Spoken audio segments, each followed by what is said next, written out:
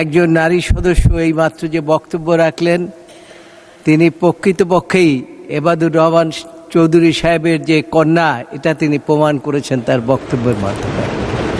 এজন্য তিনি ধন্যবাদ পাওয়ার যোগ্য। মহান জাতীয় সংসদে আজকে আমার প্রথম বক্তব্য। এই সংসদে আমার পিতা মরহুম এবাদুর রহমান চৌধুরী 4 বার এসেছিলেন নির্বাচিত হয়ে এবং দেশে এবং জনগণের কল্যাণে কাজ করেছেন।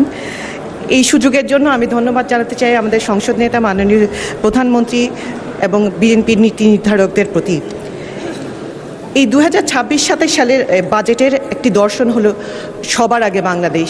এই দর্শন কোনো নতুন কিছু নয়, এর ভিত্তি হচ্ছে আমাদের মহান শহীদ রাষ্ট্রপতি জিয়াউর রহমানের আদর্শ এবং গণতন্ত্রের আপোষহীন নেত্রী সফল প্রধানমন্ত্রী মরহুম বেগম খালেদা জিয়ার আধুনিক বাংলাদেশ বিনির্মাণের দূরদর্শী পরিকল্পনার অংশ। এটি একটি আধুনিক রূপান্তর মাত্র।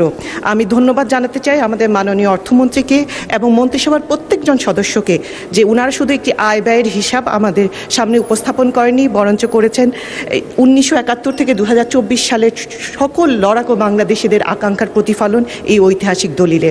কিন্তু দুঃখজনক হচ্ছে যখন আমরা আমাদের বিরোধী দলীয় সংসদদের কাছ থেকে এই বাজেটের আলোচনাতে অংশগ্রহণ দেখছি, আমার দুঃখ লাগে যে ওনারা প্রিন্সিপাল বা টেকনিক্যাল লেভেলে কোনো অ্যানালাইসিস না করে ওনারা কথার ফুলঝুরি জ্বালাময়ী বক্তব্য দিয়ে সময়টাকে পার করছেন। এখানে আমি যদি মাননীয় স্পিকার, আমি যদি 2026-27 সালের বাজেটকে অ্যানালাইসিস করি, আমি লাস্ট 25 ইয়ার্সে যতগুলো বাজেট ছিল তার কিছুটা স্টাডি করার চেষ্টা করেছি এবং যখন আমি দেখি যে এখানের মধ্যে কয়েকটি নজিরবিহীন স্ট্র্যাটেজিক্যাল শিফট নোটিস করেছি। এর মধ্যে যেটা মেজর আমি বলবো সেটা হচ্ছে ইনস্টিটিউশনাল রিফর্ম এবং যে ডিরেগুলেশনের ফোকাসটা। বিগত দশকগুলোতে আমরা মেগা প্রজেক্ট, মিথ্যা জিডিপি গ্রোথের ফুলঝুরি শুনেছি, কিন্তু এবার ক্লিয়ারলি একটা ফোকাসড অ্যাপ্রোচ নিয়ে আসা হয়েছে যেখানে long term sustainable organisational capability build করা হচ্ছে থ্রু ইনস্টিটিউশনাল গভর্নেন্স রিফর্মের মাধ্যমে, ডিরেগুলেশনের মাধ্যমে, যার এক্সাম্পল হচ্ছে simplified business registration, licensing process, service level agreement যেখানে টাইম বাউন্ড অ্যাপ্রুভালের অ্যাপ্রোচ নিয়ে আসা হচ্ছে। এছাড়া আমরা দেখছি সামষ্টিক অর্থনীতির একটা স্ট্রাকচারাল ওভারহল যেখানে কাগজে মুদ্রা ছাপানো বন্ধ করে ধীরে ধীরে আমাদের বেসরকারি খাতের বিনিয়োগে উৎসাহিত করার জন্য ঋণ ব্যবস্থার সম্পূর্ণ রিস্ট্রাকচারিং।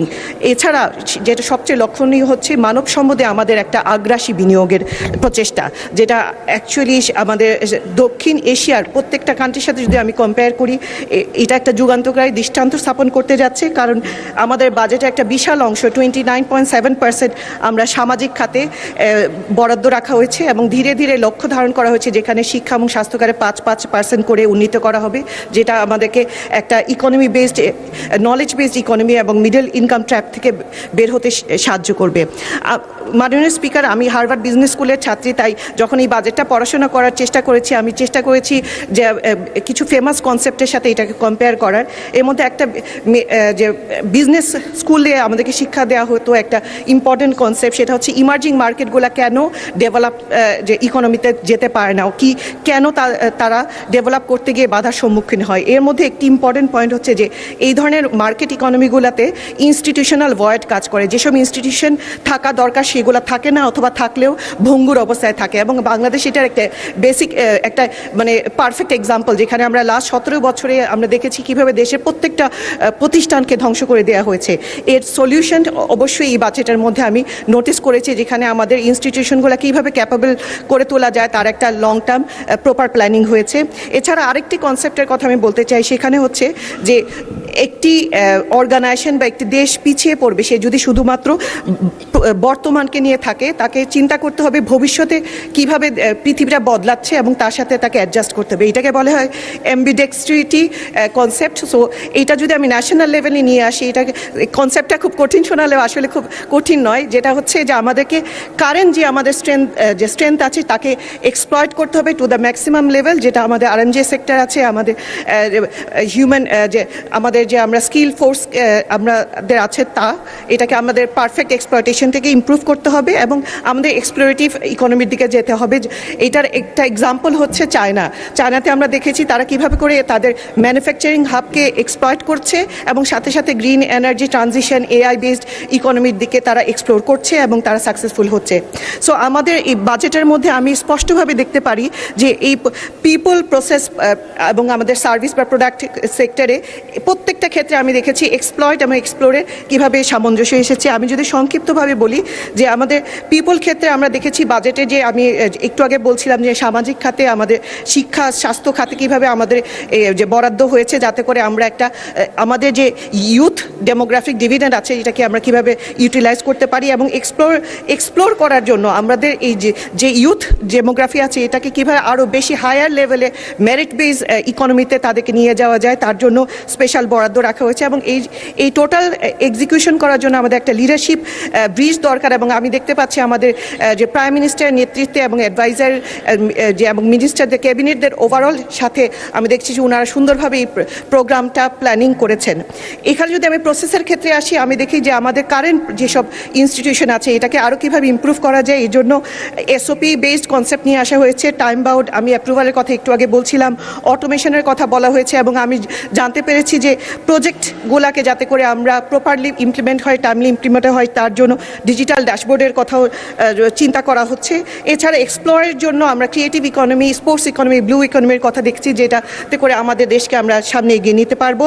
এবং আমাদের প্রোডাক্ট পার্সপেক্টিভে এক্সপ্লয়েটের ক্ষেত্রে আমি দেখেছি যে আমাদের কারেন্ট যেসব সিস্টেমসগুলো আছে তা কীভাবে অপটিমাইজ করা যাবে এফিসিয়েন্সি ইনক্রিজ করা হবে তার জন্য কথা বলা হয়েছে। এছাড়া ডিজিটাল ডিসরাপশনের মাধ্যমে ফিউচার মানে পৃথিবীতে যাতে আমাদের নাগরিকরা সুন্দরভাবে তার সেবা পায় তার জন্য ওয়ান সিটিজেন ওয়ান কার্ডের মতো যুগান্তকারী পদক্ষেপ নেওয়া হয়েছে।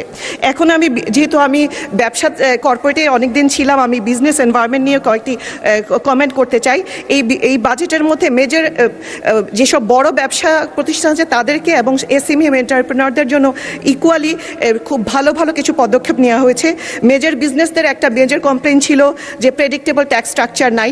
আমাদের যে এই বাজেটের মধ্যে প্রতিশ্রুতি দেওয়া হচ্ছে যে নেক্সট 5 বছর কর কাঠামো অপরিবর্তিত থাকবে যেটা একটা খুবই যুগান্তকারী পদক্ষেপ। এছাড়া হ্যারাসমেন্ট ফি ট্যাক্স কমপ্লায়েন্সের জন্য ফেসলেস অটোমেটেড সব কিছু ফাইলিং থেকে শুরু করে audit selection process risk base করা হচ্ছে যেটাকে আমি সাধুবাদ জানাই।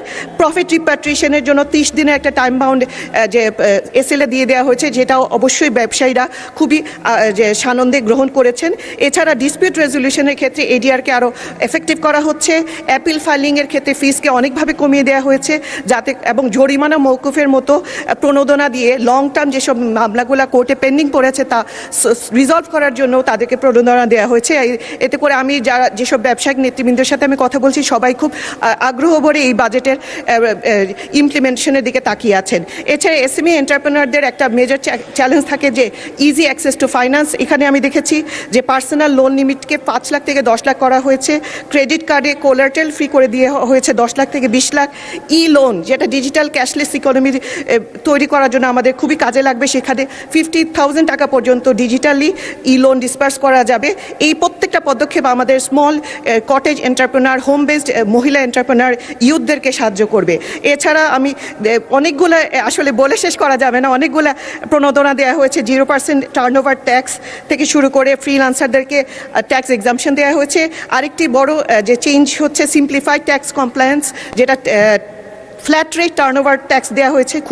আমাদের দেশে লক্ষ লক্ষ ক্ষুদ্র যে খুচরা ব্যবসায়ী আছেন তাদেরকে ইনফর্মাল ইকোনমি থেকে কীভাবে ট্রানজিশন করা যায় ফর্মাল ইকোনমিতে এই ফ্ল্যাট রেট টার্নওভার ট্যাক্স একটি যুগান্তরী পদক্ষেপ হিসেবে কাজ করবে।